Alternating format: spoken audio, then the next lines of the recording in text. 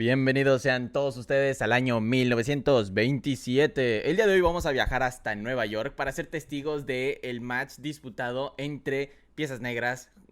Piezas Blancas primero, ¿verdad? Bienvenidos sean todos ustedes al año 1927. El día de hoy vamos a viajar hasta Nueva York precisamente para ser testigos de uno de los torneos precisamente en este año que fueron de los más fuertes porque participaron leyendas y leyendas sobre el tablero que hoy conocemos como los grandes clásicos del ajedrez. Piezas blancas para no otro más que el mismísimo Aaron Nimzovich contra Piezas Negras José Raúl Capablanca. Debemos de recordar que estos fueron los torneos, los últimos torneos que jugó José Raúl Capablanca siendo campeón del mundo. Y bueno, bastante interesante como motivo histórico. La partida entonces comenzó con E4, C6, bastante interesante. La defensa Caro-Kann.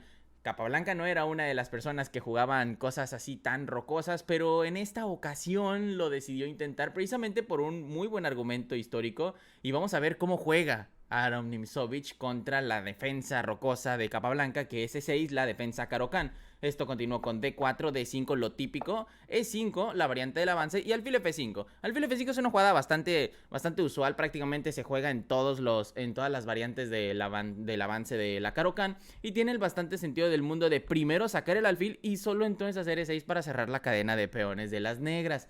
Interesante aquí porque se juega alfil de 3. La primera imprecisión, pseudo imprecisión por parte de Aaron Nimzovich, porque hoy en día sabemos que no es la jugada más correcta. La jugada más correcta es simplemente alfil E2 y aquí no pasó nada. Esto se fundamenta específicamente porque si bien es cierto que el alfil de F5 está bastante bien situado, es el alfil malo de las negras. Entonces con alfil de 3 básicamente permitimos que el negro intercambie la pieza mala por la pieza buena, que es el alfil de D3 de las blancas. Precisamente Capablanca no pierde esta oportunidad y juega alfil por D3, dama por D3. A ver, se puede, en teoría se puede jugarse por D3, pero obviamente esto me queda muy mal. Solo lo comentamos en teoría porque tiene bastante fundamento. Ahorita va a venir un C5, se puede capturar y este peón va a poder avanzar para servir de soporte central para el peón D5. Pero esto no se juega, es solamente algo que, a ver, en un torneo de rápidas a lo mejor, ¿verdad?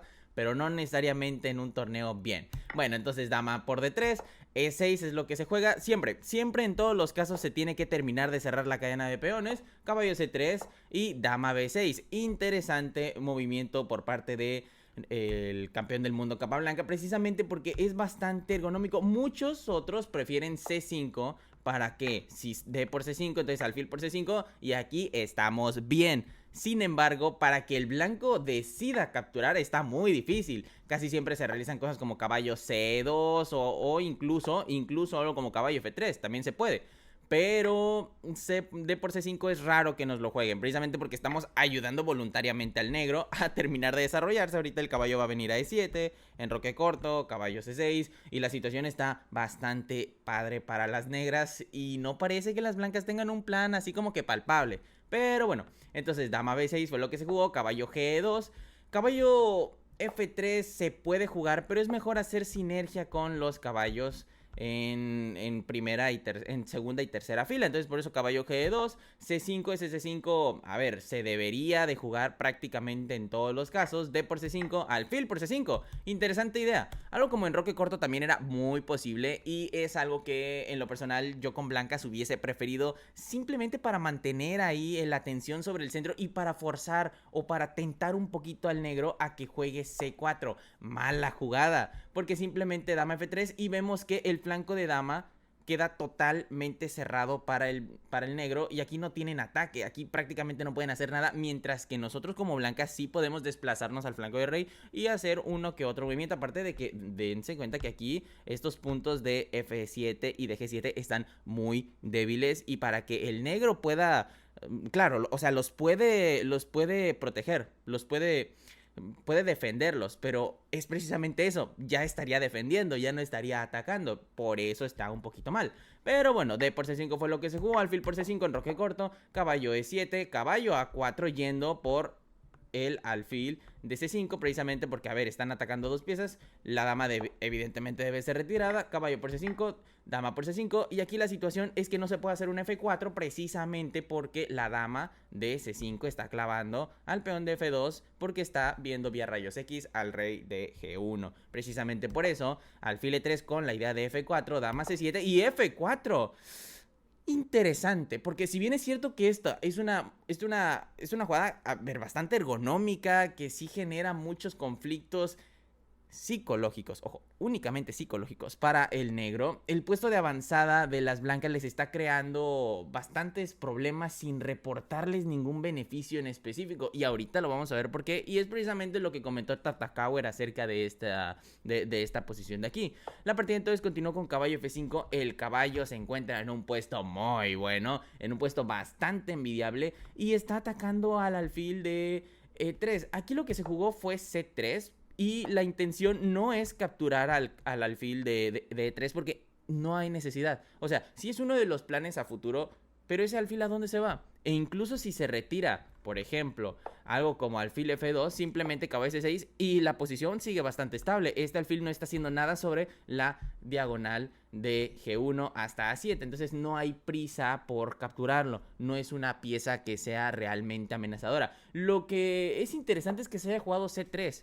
Porque aquí como que genera una barrera de peones sobre piezas, sobre casillas oscuras, pero es que no tiene mucho sentido, porque no hay ningún alfil de casillas oscuras del negro que pueda verse afectado. Era un poquito algo mejor, algo como torre a C1, incluso algo como alfil F2. Pero bueno, C3 no tiene mucho sentido en particular. Simplemente cierra todavía más la posición, pero sin reportarle al blanco una determinada ventaja de ataque. Caballo C6, torre a D1.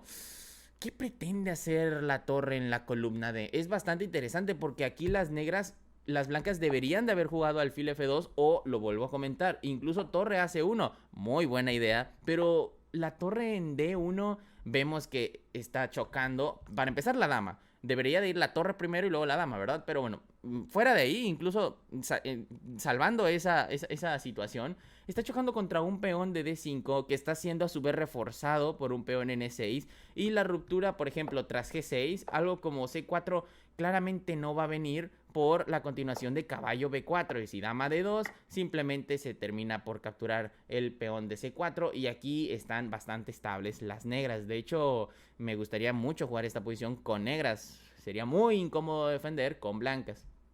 Sin embargo, aquí, bueno, tras torre a D1, Capablanca juega G6, una jugada que prácticamente nadie se esperaba, porque si nos damos cuenta, está debilitando totalmente el enroque, claro, lo que va a terminar por ser el enroque de las negras, si es que así se decide. Pero la situación aquí es que lo está llenando de poros que el alfil de casillas oscuras de las blancas en teoría podría aprovechar. Solo en teoría, porque para que llegue a estas casillas está un poquito difícil. La situación es que en este tipo de posiciones es mejor retrasar el enroque lo más que se pueda. ¿Con qué motivo? Bueno, a fin de simplemente obligar al oponente a seguir pensando en la oportunidad o en la posibilidad de que el negro se pueda enrocar y tenga que pensar con más detenimiento dos análisis. Una partida donde el negro no se enroca y una partida donde el negro sí se enroca. Entonces, estos dos bloques, estas dos esferas, genera que el blanco sea todavía más lento en su análisis y se sobrellene de variantes que no tienen mucho sentido. Fue precisamente lo que ocurrió, y aquí Aaron Nimzowitsch terminó por jugar G4, creando una permanente debilidad sobre el peón de F4 y G4. Precisamente por eso aquí ya es necesario jugar caballo por E3 y tras dama por E3, H5. Brillante jugada, muy buena jugada, precisamente porque aquí están debilitando todo el flanco de rey por parte de ambos jugadores. Tanto el flanco del rey del blanco, así como el del negro. La situación es que el blanco sí está enrocado y el negro en cualquier momento se puede ir del otro lado, y aquí no pasó nada. Esa es la gran diferencia, y por eso esa jugada de G6 es tan buena, porque se está retrasando el enroque lo más que se pueda para contemplar ambas posibilidades. G5 fue lo que se jugó, aunque era un poquito mejor F5, solo que, a ver, aquí honestamente era muy difícil de encontrar esta jugada. Fue G5 lo que se jugó. Y, sorprendentemente, Capablanca llega y juega enroque corto. Interesante movimiento. Algo más preciso hubiese sido caballo E7. Y bueno, con bastante objetividad. Pero enroque corto también tiene un muy buen fundamento teórico. Básicamente, con estas maniobras, el flanco de rey de las negras, aunque sea bastante poroso, no hay un alfil de casillas oscuras del blanco que pueda correr por estas diagonales. Entonces sí, en efecto, estas casillas negras son una debilidad en teoría, pero no hay ninguna pieza de las blancas que pueda correr por esas casillas, entonces no es una debilidad. De esta manera el flanco de rey de las negras, es decir, el enroque como tal, queda totalmente osificado y quedan libres de desplazarse hacia el otro flanco, que por cierto, dicho sea de paso, ya hay piezas sobre ese flanco de las negras, y básicamente desplazar todo el peso de la lucha a dicho flanco. Muy importante y bastante instructiva esta maniobra por parte de Capablanca. Caballo D4 fue entonces lo que se terminó por jugar, a lo que evidentemente siguió no otra cosa más que dama B6, torre F2, torre FC8, y nos damos cuenta de la objetividad de las columnas semiabiertas. Aquí la torre de las blancas de D1 está atacando una columna en donde francamente no hay nada y de hecho está bastante bien protegida, mientras que las negras sí están atacando una columna un poquito más palpable. Precisamente por eso esta torre D1, lo vuelvo a comentar, debería de estar en C1. A lo que siguió A3, se está generando un triángulo de Fisher, una sólida debilidad que si José Raúl Capablanca sabe utilizarla va a ser crónica. Bueno, torre C7, torre D3, caballo A5 yendo por dicha casilla, torre E2, torre E8, rey G2, caballo C6, regresando, torre E2, torre S8, torre E2, caballo E7, y esta es la gran idea. ¿A dónde va ese caballo? Bueno, ese caballo va a una casilla mágica, pero justamente, precisamente por eso vamos a ver cómo este caballo de E7 y la torre de C7 empiezan a hacer una sinergia bastante interesante. La partida continuó con torre E de 2 y torre C4, una casilla mágica para la torre porque aquí ya no puede ser de ninguna manera desplazada. Por ejemplo, si se juega algo como B3, simplemente torre 4 C7 y vemos que, ok, sí fue desplazada, pero con la intención de que estos tres peones son extremadamente débiles. Ahorita va a venir caballo C6, se va a intercambiar y las torres van a entrar pero hasta la cocina de las blancas. Entonces precisamente por eso torre C4 es una excelente jugada. Dama H3, rey G7 simplemente defendiendo por mera profilaxis. Torre F2, A5, empieza el dinamismo y la intención de frenar el punto de B2. No hace falta atacar estos tres peones. Si hay un peón que llegue a frenar el avance del peón de B2, es como si no existiesen, porque de nada les sirve tener una pieza si no la pueden usar. Torre 2, caballo F5, caballo por F5, jaque G por F5, dama F3, rey G6, torre D2, torre E4, torre D4, torre C4, todavía más fuerza, dama F2, dama B5, rey G3, torre C por D4, C por D4, dama C4, y vemos cómo ese peón de D4 va a terminar por caer. Rey G2, B5, empieza la avalancha de peones por el flanco de dama, que evidentemente va a concluir con un peón pasado o bien con una posición totalmente destruida para las negras. Bueno, para las blancas. Rey G1, B4, A por B4, A por B4, rey G2, dama C1. Y vemos cómo estamos pinchando varias cosas. El peón de B2, la torre de D2, el peón de F4 y la dama de F2 está totalmente sobrecargada. Rey G3, torre H1, dama D3, torre E1, torre F3, torre D1, B3, torre C1.